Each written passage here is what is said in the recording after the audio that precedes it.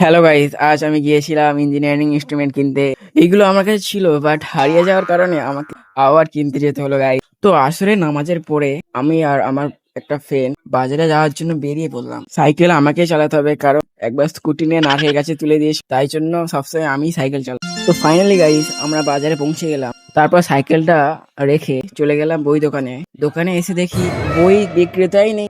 High, কোথায় গেল? তারপর কিছুক্ষণ ওয়েট করার পর জিনিসগুলো কিনে নিলাম, কিন্তু আমার ড্রয়িং যেই খাতা সাইজটা দরকার ছিল সেটা পেলাম না। তারপর আমাদের বই দোকানে গেলাম, মানে বই দোকানটার নামই ছিল আমাদের দোকান। ফাইনালি যে সাইজের ড্রয়িং এর খাতাটা দরকার ছিল সেটা আমি পেয়ে গেলাম। তারপর আমরা কসমলে ঢুকলাম, ওখানে আমরা অনেক কিছু দেখলাম। তারপর আমার একটা টি শার্ট পছন্দ হলো, কিন্তু গাইস ওটা মেয়েদের ছিল। তারপর আমরা চলে এলাম। আসার পথে আমরা ফেমাস খুরির চা খেলাম, রাজুদার পকেট পরোটা না, রাজুদার চায়ের দোকান। তারপর আমরা গরম গরম স্যান্ডউইচ খেলাম। তারপর আমরা মাগরিবের নামাজ পড়ে বাড়ি চলে গেলাম। গাইস দেখা হচ্ছে পরের মিনি ব্লগে।